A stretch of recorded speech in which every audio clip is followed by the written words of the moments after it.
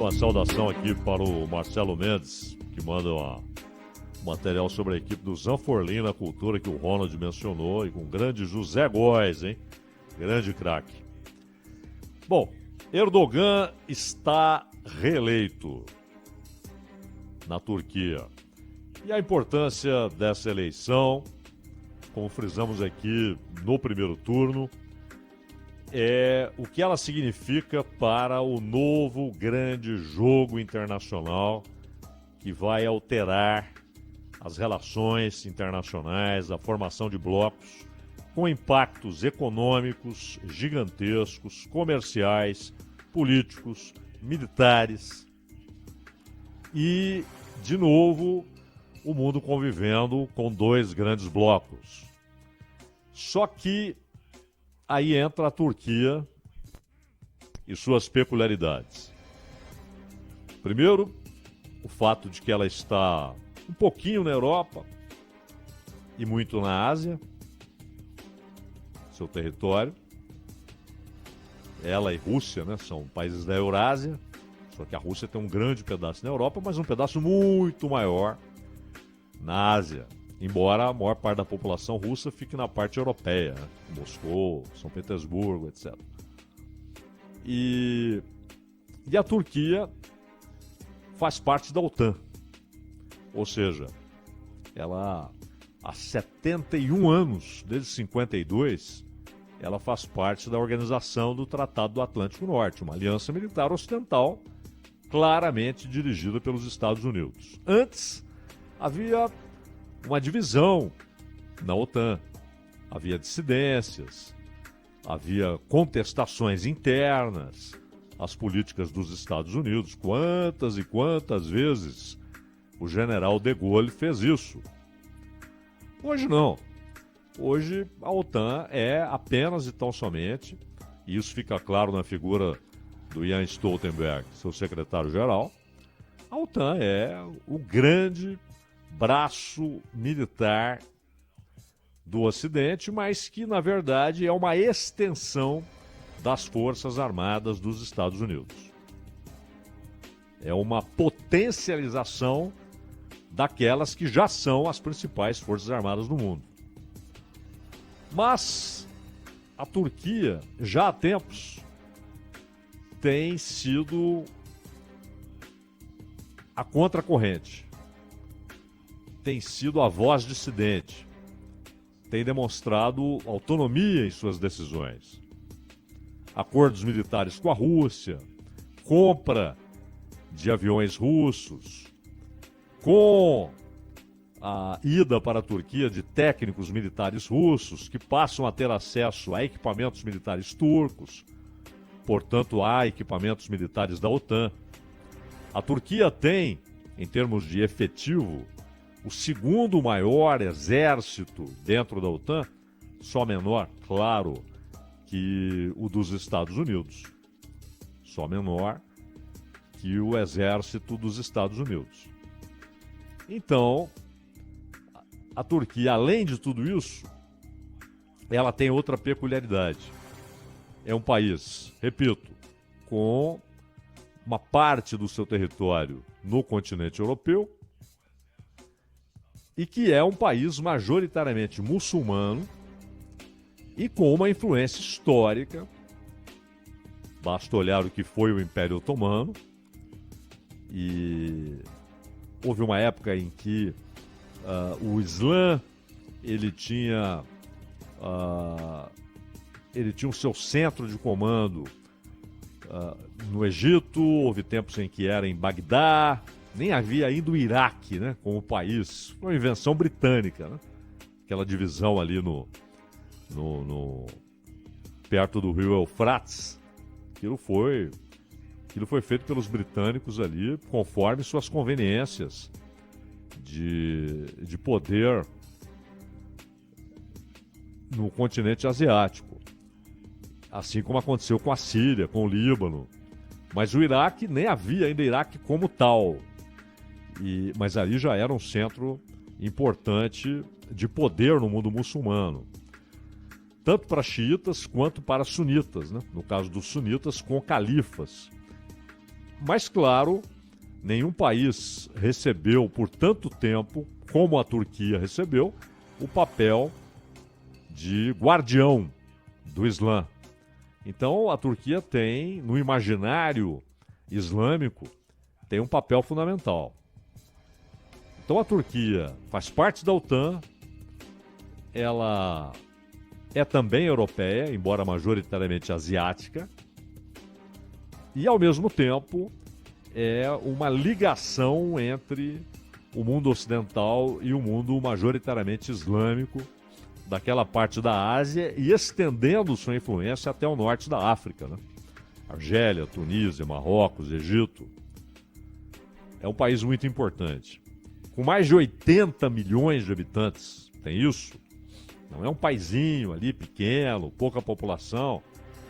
É um país com mais de 80 milhões de habitantes. Então a Turquia, ela tem essas peculiaridades que a tornam única nesse jogo e nesse esboço do que será o que costumam chamar de nova ordem mundial, ou nova desordem, se preferirem. O mundo está sempre em desordem, né? Mas com dois grandes blocos.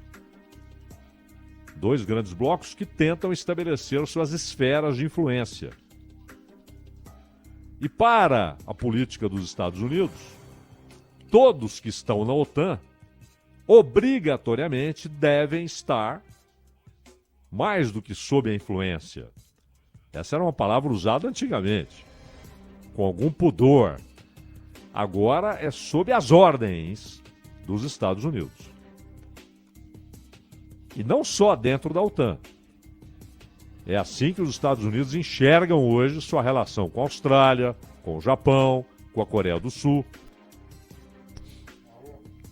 Infelizmente, essa é a visão. E do outro lado, um outro grande bloco, com a China e a Rússia no comando. E, claro, Coreia do Norte, Irã e vários países da Ásia que estão sob influência da China. Uma parte importante da África, que hoje tem relações preferenciais com a China e com a Rússia. E alguns países passam a ser centro das atenções exatamente porque não estão necessariamente aqui ou ali. É o caso do Brasil. Por isso, há uma clara disputa pelo Brasil. Uma disputa entre esses dois blocos. A Índia, com população provavelmente já um pouco maior do que a da China, não há uma confirmação oficial, mas que está ali, né? Disputando com a China a condição de país mais populoso do mundo. Hoje tudo indica já é a Índia. E um país com tradições sociais gigantescas, até pelo tamanho da população, mais de 1 bilhão e 400 milhões de habitantes, mas também com um crescimento econômico notável na indústria tecnológica, farmacêutica, um país que já tem arma nuclear.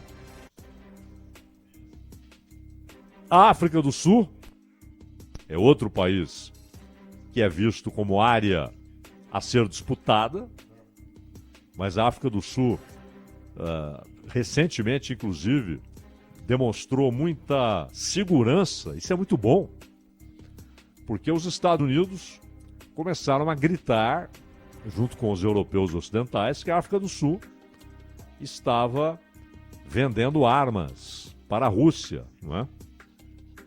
E a resposta da África do Sul foi basicamente a seguinte: nós decidimos o que fazemos com o que produzimos. Segundo, não estamos afirmando que estamos vendendo ou não, até porque não temos de dar satisfações a respeito disso. E terceiro, como é que é essa dubiedade? Uns podem vender, podem entregar, outros não podem vender, não podem entregar. Só podem entregar e vender se for para o lado que interessa aos Estados Unidos e aos seus estados vassalos na Europa. A resposta da África do Sul foi perfeita. E há a Turquia, mas a Turquia numa condição diferente de todos os outros, porque ela faz parte da OTAN. E no estatuto da OTAN está lá: se um país da OTAN, um país que for membro da OTAN, for atacado, é dever de todos os outros defenderem este país atacado. É verdade que esses estatutos muitas vezes são usados conforme a conveniência. Por exemplo, há um acordo nas Américas de que se um país das Américas é atacado por um país de fora das Américas, deve haver uma defesa conjunta. Isso inclui os Estados Unidos. São signatários. Porém, na Guerra das Malvinas, os Estados Unidos deram a banana para a Argentina e apoiaram ostensivamente a Armada Britânica. Aliás, não só os Estados Unidos, o Chile fez isso, né? Pinochet fez isso. Pinochet deu apoio explícito à frota britânica, a frota enviada pela Thatcher. Então, esses estatutos são evocados quando há conveniência. E a Turquia, ao contrário de todos os outros países da OTAN, a França tentou ser uma exceção, não tem conseguido. Não tem conseguido. O discurso ambíguo do Macron, porque ao mesmo tempo que ele diz que não há alternativa à guerra e que é preciso que a OTAN vença, porque é isso, né? É uma guerra entre Rússia e OTAN. Ao mesmo tempo, ele vai à China e lá diz: a França nunca será um estado vassalo de Washington. E por que ele disse isso, de repente? Porque é um reconhecimento de que essa é a situação atual. Esses estados importantes, de história importante, de economia importante, de influência mundial, alguns foram potências globais, estão hoje reduzidos à condição de estados vassalos de Washington. Mas a Turquia não. Ela não ficou nessa dubiedade. Ela tem defendido acordo, negociação. Ela quer que Ucrânia e Rússia parem a guerra, que haja um cessar-fogo, que dê tempo para a maturação dos elementos a serem discutidos, para que haja referências realistas, né? Não chauvinismo barato. Tá bom, fazemos um acordo se todos os nossos termos forem acatados, né? E se o outro lado se render. Isso não é acordo, né? Isso não é acordo. Não haverá cessar-fogo nesses termos. Então, o cessar-fogo seria para que o tempo necessário fosse usado com negociações. E aí com uma negociação internacional, que é basicamente o que o Brasil está defendendo, o que a África do Sul está defendendo, o que a Índia está defendendo. O Modi falou isso para o Zelensky, lá no Japão. Ele falou: a posição da Índia é que haja negociação. Não defendemos qualquer outra coisa.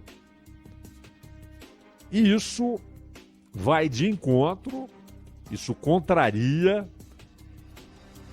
isso irrita a política externa dos Estados Unidos, o Departamento de Defesa, o Departamento de Estado, a Casa Branca, o complexo industrial militar, os grandes fabricantes de armas e os dois grandes partidos, os dois, hein?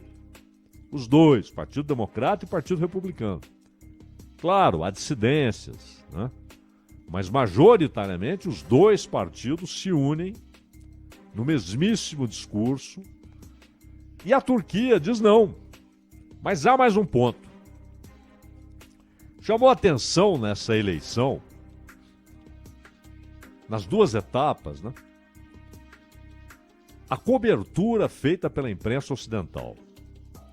E eu nem estou dizendo aqui a imprensa brasileira, argentina, porque aqui basicamente o que tem ocorrido nos jornais, nos sites, tal, é reprodução do material feito lá fora, com as honrosas exceções. Há alguns portais que mergulham no assunto, que buscam formar a sua própria opinião editorial a respeito daquele assunto. Mas muitos, embora com espaço para opiniões divergentes, mas o noticiário tem as mesmas fontes. Às vezes as manchetes são iguais, os textos são iguais, porque todos têm a mesma origem. E a cobertura sobre a eleição na Turquia, ela foi tragicômica. Há momentos em que essa palavra ela é explicativa, porque é tragicamente mentirosa a cobertura e comicamente repleta de bordões infanto-juvenis, né, a respeito da democracia. Então, o Erdogan falou publicamente, antes do primeiro turno, ele afirmou, olha, o que está acontecendo é o seguinte, os Estados Unidos entraram na disputa eleitoral turca. Entraram para valer, com muito dinheiro, com sua influência, que é notável, né? Fortíssima, e inclusive influência sobre terceiros partidos para que apoiassem aqui e ali e tal. Era uma campanha contra o Erdogan e a favor do Kılıçdaroğlu, que é Kemal Kılıçdaroğlu, candidato da oposição, que conseguiu muitos votos, foi para o segundo turno e teve no segundo turno ali 49%, 48%. Uma votação expressiva. Mas perdeu. E essa foi a maior vitória da vida do Erdogan. Porque desta vez ele enfrentou uma campanha financiada, patrocinada pelos Estados Unidos. E ele falou antes do primeiro turno. Ele falou, o Biden quer me tirar. E está enxergando, porque a Turquia não é uma republiqueta, né?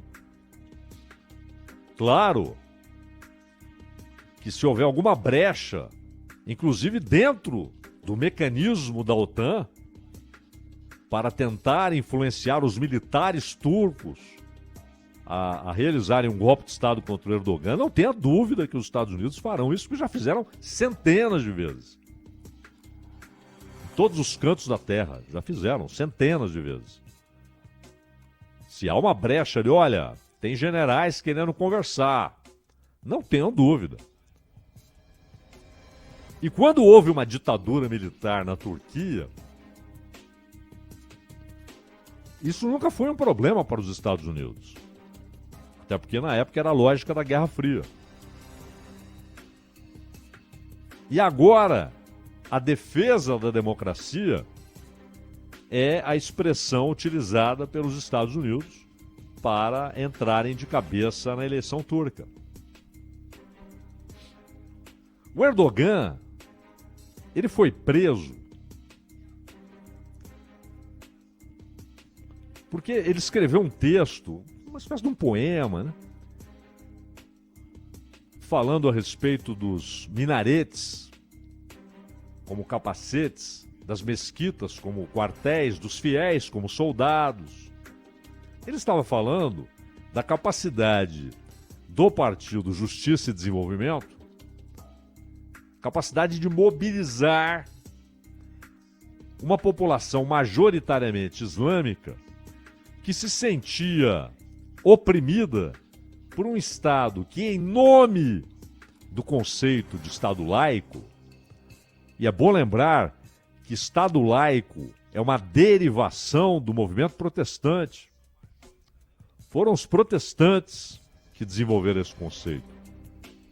Não é de Estado anti-religião, ou seja, é da separação de Estado e Igreja. uma parte do protestantismo, os independentes, os puritanos, né? O movimento calvinista, principalmente, diferentemente do que aconteceu no luteranismo, em parte, e claro, na igreja anglicana. A igreja anglicana, ela e o Estado formam uma coisa só, tanto que o rei da Inglaterra, hoje o Charles, ele é automaticamente chefe da igreja anglicana. Não no serviço religioso, é claro, nem na doutrina, né? Mas é um papel que está dado desde Henrique VIII e só quebrado, obviamente, no período Cromwell, quando os calvinistas foram ao governo e a Inglaterra ficou sem rei, né? Mas em nome da ideia de Estado laico, a maioria esmagadora da população, que é islâmica, foi oprimida. Esse foi um conceito que o Atatürk adotou na fundação da Turquia moderna. Mas não como um mecanismo de oprimir o povo, apenas para dizer o Estado não deve ser um agente da religião. Ele deve ser um Estado de todos. Mas a Turquia tornou-se, em alguns momentos da sua história, principalmente no século XX, um Estado de repressão, inclusive proibição de véus das mulheres, né? Isso era liberdade, era defesa da democracia para os Estados Unidos. Então, que o Erdogan é um autocrata, que ele passou a ter um papel decisivo no judiciário, Banco Central, inclusive, ele está dizendo que vai continuar a política de redução de juros, apesar da inflação lá em cima. E aí a lira está se desvalorizando tremendamente. Porque a Turquia está na Europa, mas não faz parte da União Europeia. E, portanto, nenhuma chance dela fazer parte do universo do euro, né? E ela tem sua própria moeda. Mas o fato é que, com toda a admissão de que é uma autocracia, mas hoje o Erdogan, ele representa a maioria do pensamento do povo turco. Representa um pensamento médio do povo turco, é majoritário, e nesta eleição ele não derrotou apenas uma oposição que se fortaleceu e o Kılıçdaroğlu, que é mal o Kılıçdaroğlu. Ele derrotou a máquina de propaganda e de dinheiro dos Estados Unidos que queriam fazer um candidato que diria a Turquia agora é 100% a política dos Estados Unidos dentro da OTAN. E se afastará da Rússia, principalmente da Rússia e da China. Eu digo principalmente da Rússia porque há uma relação hoje muito forte entre Turquia e Rússia. E os Estados Unidos não admitem isso. Então, mesmo com a admissão de todos os problemas que há na gestão Erdogan, ele representou nesta eleição especificamente, ele representou a soberania turca. O direito de um país dizer não concordamos, nossa política é outra, nossos parâmetros são outros, nossas prioridades são outras, e não estamos na OTAN como um servo do senhor feudal que vai à guerra quando manda o senhor feudal. Estamos na OTAN como um país membro que pode dizer não para políticas da OTAN, como De Gaulle fez dezenas de vezes quando presidia a França. Então o que estava em jogo era muito mais do que uma disputa partidária. Aliás, vale notar, o partido do Erdogan fez maioria absoluta no parlamento. Parlamento de 600 cadeiras, eles tiveram 300 e tantas cadeiras conquistadas. O que torna ainda mais patética a ideia da oposição de, se eleita, derrubar o atual sistema presidencialista, erguido pelo Erdogan em 17, 18, e voltar a dar o poder de chefia de governo e poder político ao primeiro-ministro. Ora, fazer isso, se ele ganha a eleição e faz isso, ele estaria devolvendo o poder para o partido do Erdogan. Seria um erro primário. Mas o Erdogan venceu e fala inclusive em reforma constitucional. Mas a grande importância está principalmente no papel da Turquia nesse novo cenário internacional, Ronald.